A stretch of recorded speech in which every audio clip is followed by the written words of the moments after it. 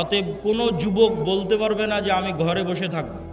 মুসলমানদের ব্যবসায়ী হচ্ছে, মুসলমানদের রক্ত মাংসে তাদের বৈশিষ্ট্য হচ্ছে ব্যবসায়ী হওয়া। চাকরি করা মুসলমানদেরকে শিখিয়েছে ইউরোপিয়ানরা। মুসলমানদের বৈশিষ্ট্য ব্যবসায়ী করা, তার দলিল কোথায় থেকে নেবেন? যত সাহাবীর জীবনী আছে, সব সাহাবীর জীবনী খুলে দেখেন, কোনো সাহাবী, অধিকাংশ সাহাবী নিজ বাড়িতে, নিজ এলাকায়, নিজ গ্রামে, নিজ শহরে মারা যায়নি। কেননা সবাই ব্যবসা আর দিনের দাওয়াত, এই দুটাকে নিয়ে রওনা দিয়েছে। যতদূর পর্যন্ত ইসলামের খেলাফত গেছে, ততদূর পর্যন্ত তাদের ব্যবসার দিনের দাওয়াত চলতে থেকেছে।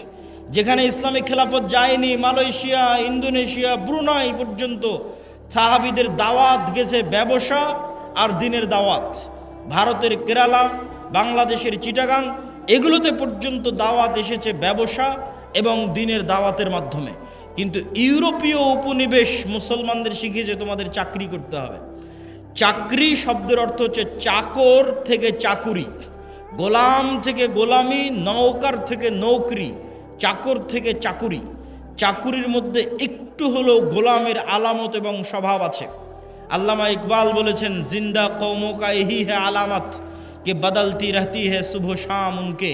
বলছে জীবিত কওমকে, কোন জাতিকে দেখলে বুঝবা যে এই গ্রামের মানুষ এখনো বেঁচে আছে, এই মুসলিম উম্মাহ এখনো বেঁচে আছে, বাংলাদেশের মানুষেরা এখনো বেঁচে আছে, যদি দেখো তাদের প্রতিদিনের সকাল সন্ধ্যা পরিবর্তন হচ্ছে। তাদের প্রতিদিনের সকাল সন্ধ্যা যদি পরিবর্তন হচ্ছে দেখো, তাহলে বুঝবা বেঁচে আছে। আর যদি দেখো প্রত্যেক দিন একই রকম, সকালে উঠে অফিস, অফিস থেকে বের হয়ে বাসা, সকালে উঠে অফিস, অফিস থেকে বের হয়ে বাসা, সকালে উঠে কারখানা, কারখানা থেকে বের হয়ে বাসা, যদি সেম রুটিন থাকে তাহলে বুঝবা এই জাতি মারা গেছে। কেন? মরু যাযাবর বিদুইন যারা মুসলমান হয়েছিল তাদের কোনো দিন সকাল সন্ধ্যা একরকম থাকতো না। ওরা আজকে এখানে 5 দিন, এখান থেকে উঠে পরের দিন রংপুর, রংপুর থেকে উঠে পরের দিন রাজশাহী, রাজশাহী থেকে উঠে পরের দিন ঢাকা। প্রতিদিন এদের সকাল সন্ধ্যা পরিবর্তন হয়। আর যারা ব্যবসায়ী, এদের কোনো দিন সকাল সন্ধ্যা এক থাকে না। আজ এই উদ্যোগ, কাল এই সমস্যা, কাল এই প্রবলেম, আজকে এই সমস্যা, আজকে এই উদ্যোগ। প্রতিদিন তাদেরকে নতুন নতুন চ্যালেঞ্জ, নতুন নতুন প্রবলেম মোকাবেলা করে ব্যবসা করতে হয়। তাহলে বুঝতে হবে এরা জীবিত আছে। ব্যবসায়ী হতেই হবে, ব্যবসায়ী হওয়ার চেষ্টা যুবক সমাজকে করতেই হবে। কেন? তার একটা দলিল দিই। আইয়ুব আলাইহিস সালাতু ওয়াস সালাম একদা গোসল করছিলেন, তখন আসমান থেকে স্বর্ণের বৃষ্টি হচ্ছে। আইয়ুব আলাইহিস সালাতু ওয়াস সালাম গোসল বাদ দিয়ে ওই স্বর্ণের বৃষ্টি, স্বর্ণ কুড়াতে গেলেন। যখন স্বর্ণ কুড়াতে গেলেন, তখন আল্লাহ সুবহানাহু ওয়া তাআলা আইয়ুব আলাইহিস সালাতু ওয়াস সালামকে বলছে, তোমাকে তো আমি গরিব করে দিইনি, তাহলে তুমি কেন স্বর্ণ কুড়াতে গেলে? এখনও তোমার লোভ গেল না? ধন সম্পদের উপর থেকে এখনও তোমার লোভ যায়নি, থেকে গেছে? তখন আইয়ুব আলাইহিস সালাতু ওয়াস সালাম উত্তরে বলছে, আল্লাহ, ধন সম্পদের উপর লোভ থেকে নয়, স্বর্ণের উপর লোভ থেকে নয়, এই যে স্বর্ণ আকাশ থেকে অবতীর্ণ হচ্ছে, এটা আপনার দয়া অবতীর্ণ হচ্ছে, এটা আপনার রহমত অবতীর্ণ হচ্ছে। আর আমি যদি সারা পৃথিবীর সকল ধন সম্পদের মালিক হয়ে যাই, তবু আপনার দয়া থেকে যদি বলি যে না, আল্লাহর দয়া আমার দরকার নাই, তাহলে তো আমি অহংকারী। সারা পৃথিবীর সব ধন সম্পদের মালিক হয়ে গেছি, তাও যদি বুঝতে পারি ওখান থেকে 1 টাকা ইনকাম করা যাবে, তাহলে আমি মনে করব ওই 1 টাকা তো আল্লাহর দয়া। তাহলে ওই 1 টাকা ইনকাম বাদ দিয়ে ঘরে বসে থাকলে এটা অহংকার হবে আল্লাহর দয়ার সাথে। অতএব ওখান থেকে 1 টাকা ইনকাম করা যাবে, ওটা আল্লাহর দয়া, তাড়াতাড়ি ওটা নিতে হবে। আল্লাহ সুবহানাহু ওয়া তাআলা বলছেন, ফাইদা কুজিয়াতিস সালাত ফান্তাশিরু ফিল আরজ ওয়াবতাগু মিন ফাজলিল্লাহ। যখনই তোমাদের সালাত শেষ হয়ে যায়, তখনই তোমরা বের হয়ে যাও পৃথিবীতে। যেখানে পৃথিবীতে তোমরা আল্লাহর দয়া দেখতে পাবে, সারা পৃথিবীতে আল্লাহর দয়া ছড়িয়ে ছিটিয়ে আছে, ওই দয়াগুলো জমা করো, ওই দয়াগুলো একত্রিত করো, ওই রিজিকগুলো অনুসন্ধান করো। তাহলে কোনো যুবকের পক্ষে সমীচীন হবে না, কোনো মানুষের পক্ষে সমীচীন হবে না যে সে বুঝতে পারবে ওখান থেকে 1 টাকা পাওয়া যাবে আর ওই 1 টাকা ইনকামের চেষ্টা করবে না, এটা অহংকার। বক্তব্যের এই পয়েন্ট আর একটা কথা বলে শেষ করে নতুন পয়েন্টের দিকে এগিয়ে যাই। ধনী কিভাবে হবেন? আমি ইসলামিক ফাইন্যান্সের ছাত্র হিসেবে আজকে আপনাদের গাইবান্ধার মানুষকে একটা পরামর্শ দিয়ে যাই। ধনী হওয়ার উপায় কি? এক নাম্বার, ধনী হওয়ার পৃথিবীতে কোনো শর্টকাট রাস্তা নাই। প্রত্যেক শর্টকাট রাস্তা হারাম। প্রত্যেক যে এসে আপনাকে বলবে যে এখানে এটা করো, এতদিনের মধ্যে তুমি এত টাকার মালিক হয়ে যাবে, নিশ্চিত জেনে থাকবেন এটা হারাম। পৃথিবীতে ধনী হওয়ার কোনো শর্টকাট রাস্তা নাই, প্রত্যেক শর্টকাট রাস্তা জুয়া। তাহলে ধনী হওয়ার রাস্তা কি? ধনী হওয়ার রাস্তা হচ্ছে কম্পাউন্ড পদ্ধতিতে ধনী হওয়া। সেটা কি? আজকে আপনাদের উপস্থিত জনসমাজকে বললাম আমার এক হাতে আছে 50 লক্ষ টাকা, আর এক হাতে আছে 1 টাকা। আপনারা কে 50 লক্ষ নিতে চান, কে 1 টাকা নিতে চান? তবে শর্ত কি জানেন? এই 50 লক্ষ টাকা থেকে 1 টাকাও বাড়বে না, আর এই 1 টাকা থেকে প্রতিদিন এই 1 টাকাটা দ্বিগুণ হবে। আজ 1 টাকা তো কাল 2 টাকা, 2 টাকা তো পরের দিন 4 টাকা, 4 টাকা তো পরের দিন 8 টাকা, 8 টাকা তো পরের দিন 16 টাকা। কতদিন দ্বিগুণ হবে? 30 দিন। তা আপনারা এখানে বসে থেকেও যদি এখন ক্যালকুলেশন করেন, আপনার মনে হবে আরে বাড়তে তো 8 টাকা, 8 টাকা থেকে 16 টাকার কতই বাড়বে, 16 টাকা থেকে 32 টাকা, তার চেয়ে ভালো এই 50 লক্ষ টাকা এটা নিয়ে নিই। আপনি তাহলে ধনী হতে পারবেন না। আপনি এখনও ব্যবসা বুঝেন না, আপনি এখনও জুয়ার মধ্যে আছেন। মনে করতেছেন ব্যবসা মানে মনে হয় জুয়া, যে একটা গেম খেলে নিলাম একবারে ধনী হয়ে গেলাম। এখান থেকে উঠে গিয়ে হিসাব করবেন যে এই 1 টাকা দ্বিগুণ হতে হতে 30তম দিনে কত হবে? 1 কোটি টাকার বেশি হবে। ক্যালকুলেটরে অথবা মোবাইলে বক্তব্যের শেষে হিসাব করবেন যে 1 টাকা থেকে 2 টাকা, 2 টাকা থেকে 4 টাকা, 4 থেকে 8 টাকা, 8 টাকা থেকে 16 টাকা দ্বিগুণ হতে হতে 30তম দিনে কত হয়? 30তম দিনে 1 কোটি টাকার বেশি হয়ে যাবে। তাহলে ধীর স্থিরভাবে টাকা বাড়তে থাকবে। এটা হলো ধনী হওয়ার রাস্তা।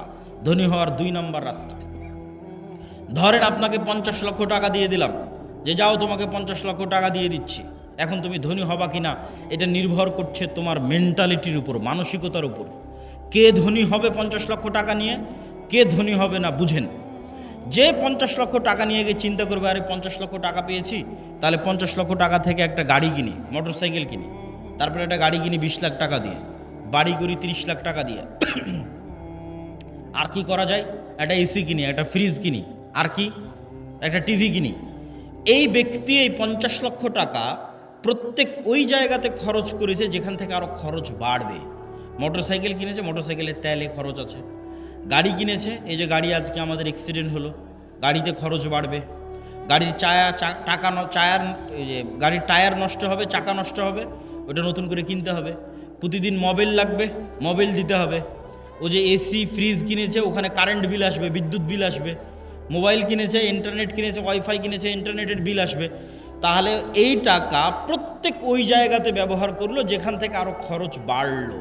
এই জীবনে কোনো দিন ধনী হতে পারবে না। এর ধনী হওয়ার রাস্তা ফুল স্টপ হয়ে গেছে। এই যদি প্রবাস থেকে কোটি টাকা ইনকাম করে নিয়ে আসে তাও ধনী হবে না, গার্মেন্টসে কাজ করে ইনকাম করে তাও ধনী হবে না, আপনারা যদি মাঠে জমিতে কাজ করে টাকা জমা করেন তাও ধনী হবেন না। শেষ ধনী হওয়ার রাস্তা। ধনী কে হবে? 1 টাকা ইনকাম করেছে, 10 টাকা ইনকাম করেছে, ইনকাম করার পর যে চিন্তা করতে পারবে যে আমার গায়ের জামাটা ছিঁড়া আছে, ছিঁড়াই থাক, আমার পায়ের স্যান্ডেলটা ছিঁড়া আছে, ছিঁড়াই থাক, আমার বাড়ি মাটির আছে, মাটিরই থাক। আগে 10 টাকা এমন জায়গায় ব্যয় করি যেখান থেকে আর 1 টাকা ইনকাম হবে, যেখান থেকে আর 1 টাকা ইনকাম বের হয়ে আসবে, ওই জায়গাতে আগে ব্যয় করি এই 10 টাকা। এই ব্যক্তি ধনী হয়ে যাবে। সময় লাগবে, 30 বছর সময় লাগবে, কিন্তু ওই যে কম্পাউন্ড ওয়েতে আস্তে আস্তে বাড়তে বাড়তে শেষের দিকে গিয়ে কোটিপতি হয়ে যাবে দ্রুত। শেষে গিয়ে দ্রুত কোটিপতি হবে, শুরুতে অত দ্রুত হবে না, কিন্তু ওর পদ্ধতি ঠিক আছে। আর 10 টাকা ইনকাম করে বলবেন আজকে নতুন জামা লাগবে, 10 টাকা ইনকাম করে বলবে আজকে নতুন স্যান্ডেল লাগবে, আজকে এসি ফ্রিজ লাগবে, জীবনে ধনী হবে না। যে টাকা এমন জায়গায় ব্যয় করতে পারে যেখান থেকে আবার টাকা ইনকাম হওয়ার রাস্তা তৈরি হবে, এ ধনী হয়ে যাবে, আজকে যতই গরিব থাকুক।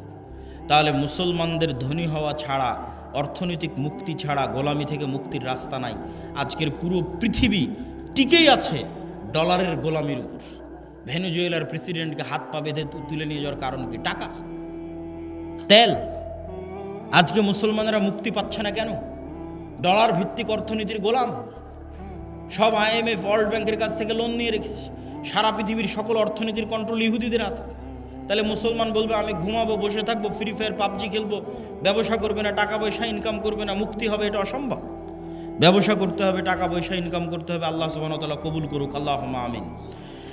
গোলামি থেকে মুক্তির জন্য 2 নম্বর করণীয় ঈমান বিল গায়বে ইয়াকিন এবং সর্বোচ্চ তাওহীদে বিশ্বাস।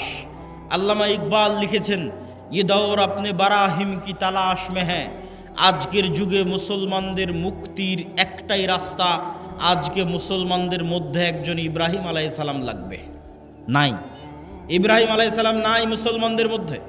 আল্লামা ইকবাল গবেষণা করে দেখেছে, অনুসন্ধান করে দেখেছে, মুসলমানদের মধ্যে সালাত আদায়কারী আছে, রোজাদার আছে, দানবীর আছে, ইব্রাহিম আলাইহিস সালামের মতো সর্বোচ্চ তাওহীদে বিশ্বাসী নাই। আপনারা আহলে হাদিস মানুষ মনে করছেন আমরা তো কবরে যাই না, আমরা তাবিজ কবজ ব্যবহার করি না, আমরা শিরক করি না, তাহলে আমাদেরও কিসের তাওহীদে কমতি আছে? সেটা কোথায়? ইব্রাহিম আলাইহিস সালাতু ওয়াস সালামের তাওহীদ মানে তার হৃদয় শুধু ওই কবর আর শিরক থেকে মুক্ত নয়, তার হৃদয় টাকার প্রভাব থেকে মুক্ত, নেশার প্রভাব থেকে মুক্ত, নারীর প্রভাব থেকে মুক্ত, ক্ষমতার প্রভাব থেকে মুক্ত। কোনো একটার প্রলোভন দেখিয়ে তাকে আল্লাহর আনুগত্য থেকে দূরে করা যাবে না। তুমি আহলে হাদিস হলে কি হবে, সালাফি হলে কি হবে, কবরে পূজা না দিলে কি হবে? তুমি তো বিড়িখোর, সিগারেটখোর, বিড়ি সিগারেটের নেশায় আছো, তাহলে তোমার ইলাহকে ওই বিড়ি সিগারেট। ইলাহাহু হাওয়া, যার নফসকে সে নিজের ইলাহ বানিয়ে নিয়েছে। তুমি টাকার জন্য হালাল হারাম বাস বিচার না করেই টাকার জন্য পাগল, তাহলে তোমার ইলাহকে টাকা। তুমি ক্ষমতার জন্য বাস বিচার না করে মানুষ হত্যা করতে পারো, মিছিল মিটিং করতে পারো, মিথ্যা কথা বলতে পারো, তাহলে তোমার ইলাহকে ক্ষমতা। তাহলে যার অন্তরে হয় ক্ষমতার প্রভাব আছে, না হয় নারীর প্রভাব আছে, না হয় টাকার প্রভাব আছে, না হয় জুয়ার প্রভাব আছে, না হয় অন্য কোনো নেশার প্রভাব আছে, এ তাওহীদপন্থী নয়, এই ইব্রাহিম আলাইহিস সালাতু ওয়াস সালামের উত্তরসূরি নয়। যতই শিরকে আকবার না করুক, বড় শিরক না করুক, ইব্রাহিম আলাইহিস সালাম কে? যার হৃদয় শুধু ওটাই চায় যেটা আল্লাহ বলেছে, তার হৃদয় ওটাই ভালোবাসে যেটা আল্লাহ ভালোবাসে, তার হৃদয় ওটাই ঘৃণা করে যেটা আল্লাহ ঘৃণা করে। এটা এত সহজ নয়। আল্লাহ যেটা ঘৃণা করতে বলেছে ওটাকে আপনি শতভাগ ঘৃণা করবেন, আর আল্লাহ যেটা ভালোবাসতে বলেছে ওটাকে আপনি জান প্রাণ দিয়ে ভালোবাসবেন। এই মহব্বত, এই ভালোবাসা আল্লাহ সুবহানাহু ওয়া তাআলার সাথে, এই সম্পর্ক আল্লাহ সুবহানাহু ওয়া তাআলার সাথে, আল্লাহকে আপনি ওই লেভেলের ইলাহ মানেন, এই মুসলমান হওয়া এত সহজ নয়। ওই ইব্রাহিম আলাইহিস সালাতু ওয়াস সালাম হওয়া অত সহজ নয়, কিন্তু ইব্রাহিম আলাইহিস সালাম লাগবে। মুক্তি ইব্রাহিম আলাইহিস সালাতু ওয়াস সালামের মতো মানুষ হওয়া ছাড়া সম্ভব নয়। 2 নাম্বার, ঈমান বিল গায়বে ইয়াকিন। গায়েব মানে যা চোখে দেখা যায় না। আজকে এখানে আব্দুল্লাহ বিন আব্দুর রাজ্জাক উপস্থিত হয়েছে, এটা আপনারা চোখে দেখতে পাচ্ছেন, কিন্তু এখানে যে ফেরেশতারাও উপস্থিত হয়েছে এটা কি দেখতে পাচ্ছেন? দেখতে পাচ্ছেন না। কিন্তু ফেরেশতারা যে উপস্থিত হয়েছে ওটাকে যেই দিন এইভাবে বিশ্বাস করতে পারবেন, যেভাবে এখন আমাকে দেখে যেটা আপনার অন্তরে যেই মাত্রার বিশ্বাস, যেখানে আব্দুল্লাহ বিন আব্দুর রাজ্জাক উপস্থিত আছে, এই মাত্রার বিশ্বাস যেই দিন হবে যে না এখানে আমার পাশে ফেরেশতারা বসে আছে, এটার নাম ঈমান বিল গায়বে ইয়াকিন। এটা হচ্ছে দেখতে পাওয়া, ভিজুয়ালাইজ করা। কবরকে আপনি দেখতে পাচ্ছেন, জান্নাতকে আপনি দেখতে পাচ্ছেন, জাহান্নামকে আপনি দেখতে পাচ্ছেন। আপনি কল্পনা করেন, আসহাবুল উখদুদের ঘটনা বলছিল তাওহীদ ভাই, ওমা নাকামু মিনহুম ইল্লা ইউমিনু বিল্লাহিল আজিজিল হামিদ, বলছে যে আগুনের মধ্যে ঢুকে যাচ্ছে। ঘটনা তো ভাই বলেছে, আমি শুধু লজিক বলি। ওদের বাড়ি আছে, ঘর আছে, বাড়ি ঘর রেখে সাক্ষাৎ আগুনের মধ্যে কিভাবে ঢুকে? একটা রাস্তা ছাড়া ওই আগুনের মধ্যে ঢুকার কোনো রাস্তা নাই। আপনি পারবো না। পারবো একটা শর্ত পূরণ করলে। সেটা কি? আসহাবুল উখদুদের ঈমান বিল গায়বে ইয়াকিন এত বেশি ছিল যে ওরা ওই আগুনের মধ্যে জান্নাত দেখতে পাচ্ছিল। ওরা আগুনে ঢোকেনি রে পাগলা, ওরা জান্নাতে ঢুকেছে। আল্লাহু আকবার। আপনি মনে করছেন আগুনে ঢুকেছে, কিন্তু ওরা তো আগুন দেখতেই পায়নি। ওরা ওই আগুনের জান্নাত দেখতে পেয়েছে। আমরা কিসে ঢুকছি? জান্নাতে ঢুকতেছি। জান্নাতকে এরকম ভিজুয়ালাইজ যতক্ষণ না করতে পারবে ঢোকা সম্ভব নয়। আর ওরা যখন পেছন মুড়িয়ে নিজের বাড়ি ঘর দেখেছে তখন দেখতে পাচ্ছে। আপনি দেখছেন বাড়িতে এসি আছে, ফ্রিজ আছে, ঘর বাড়ি আছে, ছেলে মেয়ে আছে, কিন্তু ওরা যখন বাড়ির দিকে তাকিয়ে দেখেছে তখন দেখছে আর এখানে তো জাহান্নামের আগুন জ্বলছে। সত্যি দেখতে পাচ্ছে, কাল্পনিক নয়, সত্যি দেখতে পাচ্ছে। আর আমাদের বাড়ি ঘরে তো জাহান্নামের আগুন জ্বলছে, ওরে বাবারে, এখানে ফেরত যাওয়া যাবে না। আর এই আগুনের মধ্যে কি দেখতে পাচ্ছে? জান্নাত। আর এখানে তো ঢুকতে হবে। এর নাম হচ্ছে ঈমান বিল গায়বে ইয়াকিন। এই লেভেলের ঈমান যতক্ষণ পর্যন্ত অন্তত বাংলাদেশের 20% মুসলমানের না হয়েছে, ততক্ষণ আপনি বলবেন যে বাংলাদেশে ইসলাম প্রতিষ্ঠা হয়ে যাবে, ইসলামী খেলাফা কায়েম হয়ে যাবে, সম্ভব নয়।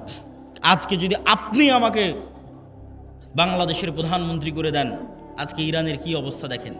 আমি বাংলাদেশের ক্ষমতায় গিয়ে যদি বলি বাংলাদেশ শতভাগ ইসলামী আইন বাস্তবায়ন করে দিলাম, কালকে ভারত এবং আমেরিকা মিলে অর্থনৈতিক বয়কট দেবে বাংলাদেশকে, যেমন ইরানকে দিয়ে রেখেছে।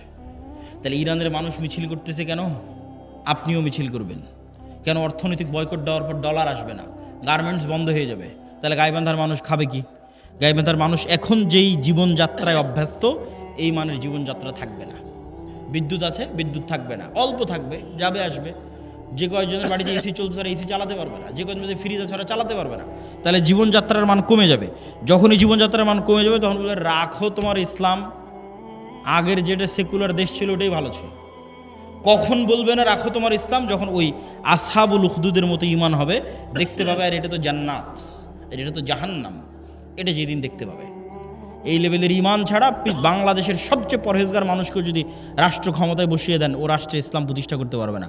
বাংলাদেশের মানুষ ওকে টেনে নামাবে যে তুই ক্ষমতায় থাকলে আমরা খেতে পাই না, টেনে নামাবে। কিন্তু যখন মনে করবে যে আমি খেতে পাচ্ছি না, এটাই কোরআনের ওই আয়াত, আম হাসিবতুম আন তাদখুলুল জান্নাহ ওয়ালাম্মা ইয়াতিকুম মাসালুল লাযীনা খালাউ মিন ক্বাবলিকুম মাসাতহুমুল বাসা ওয়াদ দাররা ওয়া যুলজিলু হাত্তা ইয়াকুলার রাসূল ওয়াল লাযীনা আমানু মাআহু মাতা নাসরুল্লাহ। দুনিয়ার মানুষ, জান্নাত কি তোমাদের নানির বাড়ি? জান্নাত কি তোমাদের মামার বাড়ি? আল্লাহ বলছেন আম হাসিবতুম আন তাদখুলুল জান্নাহ, মনে করে নিলার জান্নাতে চলে গেলা, অথচ তোমাদের অতীতে যারা চলে গেছে তারা যে পরিমাণ কষ্ট সহ্য করেছে, তারা যে পরিমাণ আল্লাহর পরীক্ষার মুখোমুখি হয়েছে, সেই পরিমাণ পরীক্ষা দুঃখ কষ্ট তোমরা কিছুই ভোগ করনি, আর বলছো জান্নাতে চলে যাব? সম্ভব নয়। সম্মানিত উপস্থিতি, ঈমান বিল গায়বে ইয়াকিন। গায়েব মানে না দেখা জিনিসকে দেখতে পাওয়া। চোখ বন্ধ করলে আপনি দেখতে পাচ্ছেন যে কবরে কি হয়, জান্নাতে কি হয়, এটা দেখাও সহজ। দু একটা সহজ বুদ্ধি বলে দিই, কেমনে দেখতে পাবেন।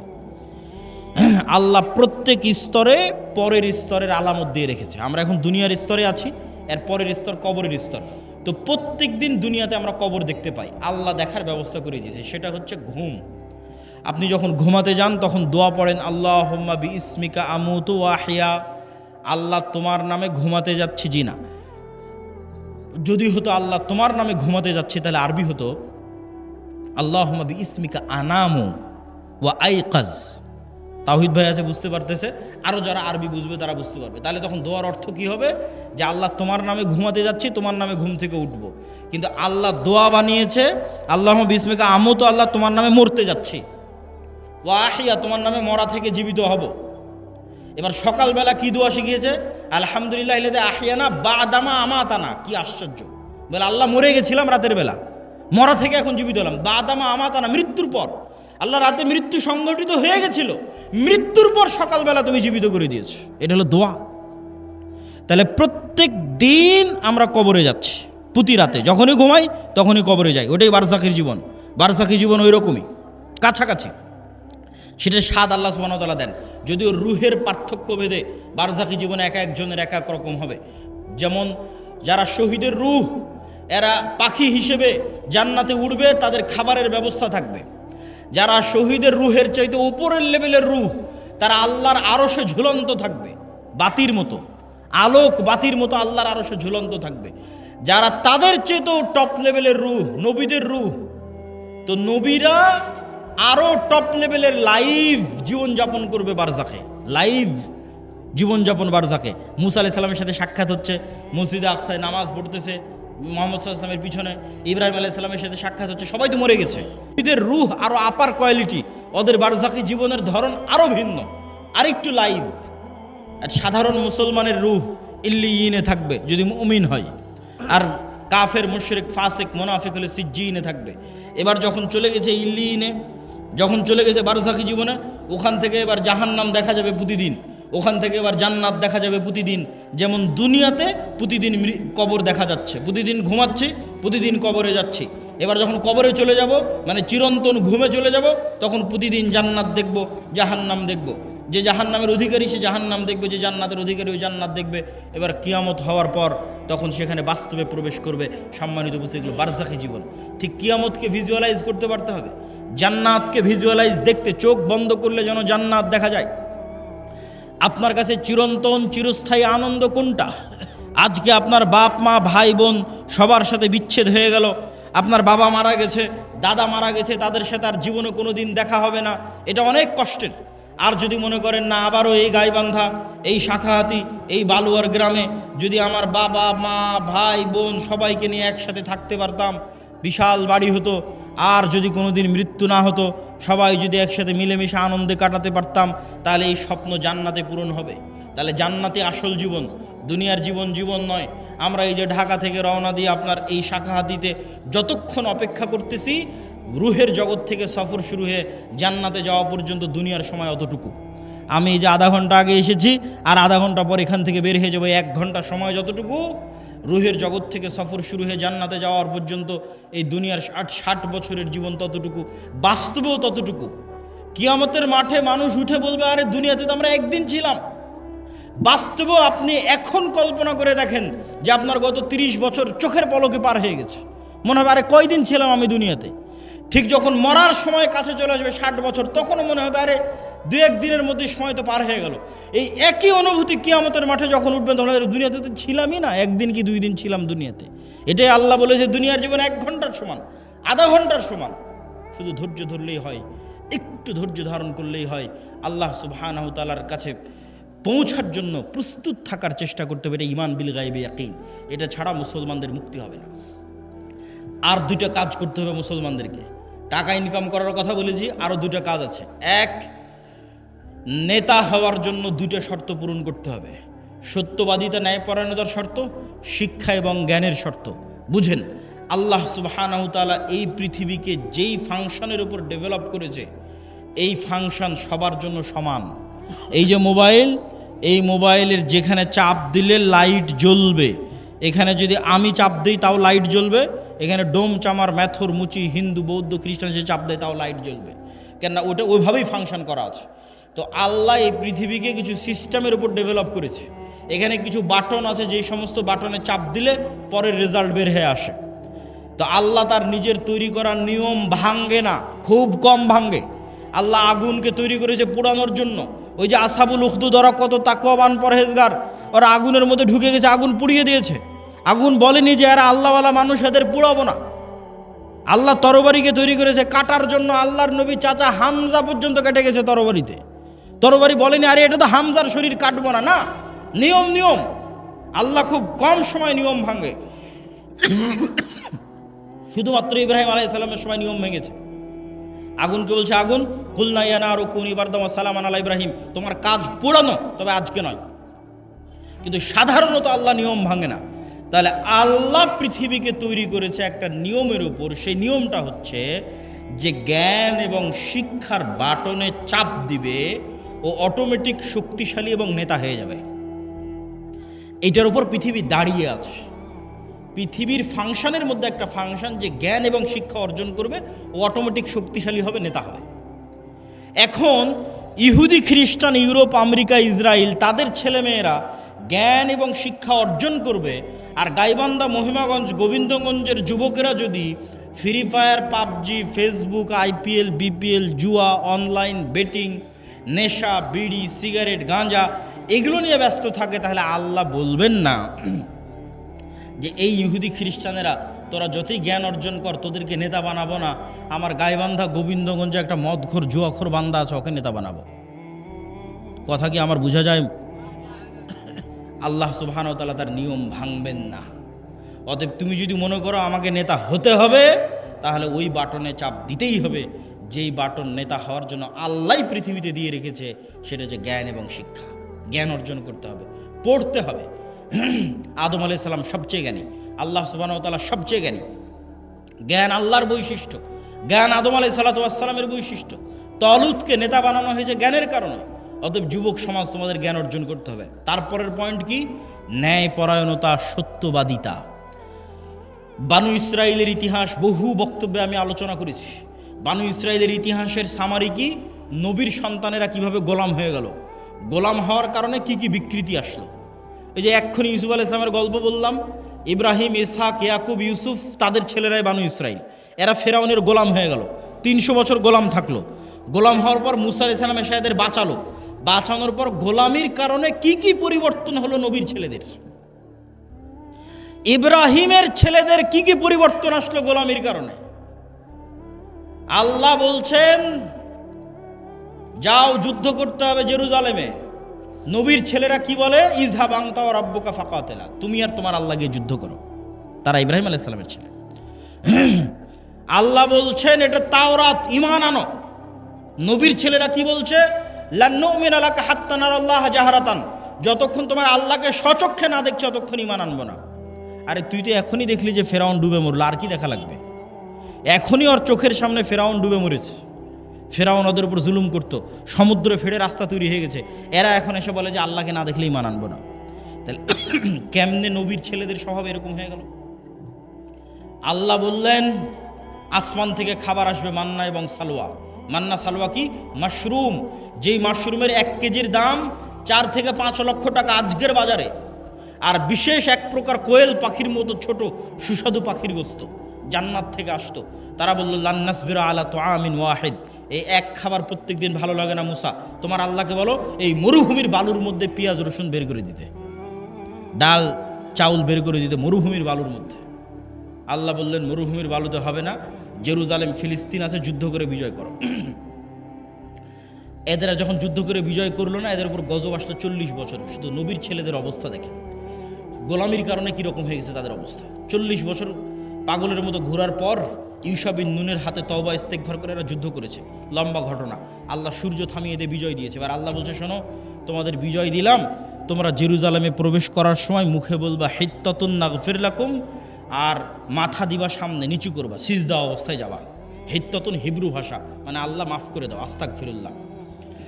এরা কি করলো? ঢোকার সময় পিছন আগে দিল, মুখে বলল হিনতাতুন, গমের দানা। কোরআনে এগুলো বর্ণনা করা আছে, কোরআন থেকে বলতেছে। কি অবস্থা দেখেন নবীর ছেলেদের। এই ধোকাবাজি, এই 2 নম্বরই কোথায় শিখলো? ফেরাউনের গোলামি করতে গিয়ে ধোকাবাজি 2 নম্বরই শিখেছে। তাহলে ধোকাবাজি 2 নম্বরই, ছল চাতুরি, গোলামির স্বভাব। স্বাধীন আত্মমর্যাদা সম্পূর্ণ মানুষ 2 নম্বরই রাস্তা জানে না। স্বাধীন আত্মমর্যাদা সম্পূর্ণ মানুষ মিথ্যা জানে না। স্বাধীন আত্মমর্যাদা সম্পূর্ণ মানুষ দুর্নীতি জানে না। আব্দুল মুত্তালেব কাফের মুশরিক, আবু তালেব কাফের মুশরিক। ইতিহাস খুঁজে দেন যে আব্দুল মুত্তালেব দুর্নীতিগ্রস্ত। ইতিহাস খুঁজে নিয়ে আসেন, ইতিহাস খুঁজে নিয়ে আসেন। মুহাম্মদ সাল্লাল্লাহু আলাইহি ওয়াসাল্লামের চাচা আবু তালেব 2 নম্বর মিথ্যুক। কঠিন আছে, খুঁজে নিয়ে আসা কঠিন আছে। কেন? আব্দুল মুত্তালেব, আবু তালেব এরা কাফের মুশরিক, হলো ইসমাইলের সন্তান। বানু ইসরাইল ইসহাকের সন্তান, ইব্রাহিমের এক ছেলে ইসহাকের সন্তান, আর এরা ইব্রাহিমের আর এক ছেলে ইসমাইলের সন্তান। আল্লাহর দয়ায় ইসমাইলের ছেলেরা কোনোদিন কারো গোলাম ছিল না। কেন গোলাম ছিল না? আরে মক্কাতে না আছে পানি, না আছে নদী, না আছে সমুদ্র, না আছে ফল ফসল, কি আছে মক্কায় যে কে এসে মক্কা দখল করবে? কেউ মক্কা দখল করেনি। আব্রাহা একবার চেয়েছিল যে এখানে কেন মানুষ ইবাদত করতে যায়, আমি ইয়েমেনে ইবাদতের ঘর তৈরি করব, আমার এখানে ইবাদত করতে আসবে। তো ওখানে মানুষ ইবাদত করতে যায়নি, তো কাবা ঘর ভাঙতে গেছিল আব্রাহা, একবারই। তা বাদে কেউ ইসমাইলের সন্তানদেরকে কেউ গোলাম বানায়নি। এই জন্য ইসমাইলের সন্তানেরা অধিকাংশই, 2-1 জনের কথা বলা যাবে না, অধিকাংশই জন্মগত মিথ্যা, ধোঁকা জানতো না। তাহলে কি দাঁড়ালো? বানু ইসরাইলের সামারি আর মুহাম্মদ সাল্লাল্লাহু আলাইহি ওয়াসাল্লামের বাপ দাদা আর বানু ইসমাইল, ইসমাইলের সন্তানের সামারি। যে গোলামি করে, গোলামি থেকে কি স্বভাব আসে? দুর্নীতি, 2 নম্বরই, ধোঁকাবাজি, মিথ্যা। আর যে নেতা, যে নেতৃত্ব দিবে, সে মিথ্যা জানে না, সে দুর্নীতি জানে না, সে 2 নম্বরই জানে না, সে ধোঁকাবাজি জানে না। এবার চলে আসেন আমাদের কাছে। ব্রিটিশেরা দেখলো, আমেরিকা দেখলো যে মুসলমানেরা যদি একবার সত্য বলা শিখে যায়, মুসলমানেরা যদি একবার ন্যায় প্রতিষ্ঠা করা শিখে যায়, তাহলে তো পৃথিবীতে আমাদের থাকার জায়গা হবে না। তাহলে মুসলমানদের এমন সিস্টেমের মধ্যে ফেলে দাও যেন ওরা কোনোদিন সত্য বলা শিখতেই না পারে। মুসলমানদের একটা নেতাও যেন সত্যবাদী, ন্যায়পরায়ণ না হয়। তাহলে কি দিতে হবে? গণতন্ত্র। কেমনে গণতন্ত্র? কেমনে গোলাম তৈরি করে? গণতন্ত্র এমন এক সিস্টেম যেখানে এক দলের নেতা আর এক দলের নেতার বিরুদ্ধে বলবে তো বলবেই, একই আসনের মনোনয়ন প্রার্থী একই দলের, আর বাকি মনোনয়ন প্রার্থীগুলোর বিরুদ্ধে যদি 2 নম্বরই না করে, মিথ্যা না বলে, টাকা পয়সার লেনদেন না করে, লিয়াজু লবি মেনটেন না করে, তাহলে মনোনয়নই নিয়ে আসতে পারবে না। বাস্তব মাঠের পরীক্ষা। আর ইশতেহারে দল নিজেও জানে বাস্তবায়ন করতে পারবে না, মিথ্যা ওয়াদা দিবে। মিথ্যা না বলা শিখলে ভোট পাবে না। আর যারা ভোটার সেও মিথ্যা ওয়াদা দিবে। যত এমপি প্রার্থী আসবে, হ্যাঁ ভাই আপনাকে ভোট দেব, 500-1000 টাকা, 500-1000 টাকা, হ্যাঁ আপনাকেই ভোট দিব। ভোটারও মিথ্যুক, এমপিও মিথ্যুক, মনোনয়ন প্রার্থীও মিথ্যুক, এবং সবাই লিয়াজু, লবি, 2 নম্বরই রাস্তা, ধোঁকাবাজি, এগুলো একদম ভোটের দিন পর্যন্ত যদি না করে ও জিতেও আসতে পারবে না। তাহলে এই গণতান্ত্রিক পদ্ধতিতে 300 এমপি নির্বাচিত হয়ে গেল। এখন বানু ইসমাইল আর বানু ইসরায়েলের এই যে আগের ফরম্যাট আপনাকে দিয়ে দিলাম, এই ফরম্যাট অনুযায়ী আপনি বলেন যে এই 300 এমপি নেতা না গোলাম? একটু জোরে বলতে হবে, নেতা না গোলাম? গোলাম। এইটা যদি একবার বুঝে গেছেন, তাহলে বুঝে গেছেন যে মুসলমানদের সমস্যা কোথায়, মুসলমানদের কাজ কি। এবার তো নেতাদের অনেক দোষ ত্রুটি বললাম, এবার একটু আমাদের দোষ ত্রুটি খুঁজি। আমরা কেমনে বুঝবো যে আমি ন্যায়পরায়ণ আছি কিনা, আমি নেতা হতে পারবো কিনা, আমি সত্যবাদী কিনা? দেখেন, দেশ ঠিক করতে ওসি, ডিসি, এসপি, মন্ত্রী, সচিবালয়ে যারা থাকে এরাই আসল। ক্ষমতায় ডক্টর ইউনূস 2 বছরের জন্য, আগের সরকার 16 বছরের জন্য, নতুন যারা আসবে 5 বছরের জন্য, কিন্তু এই আর্মি, পুলিশ, কোর্ট, জজ, সচিবালয়ে যারা আছে এদের কারো চাকরি যায়নি, এরাই থাকবে।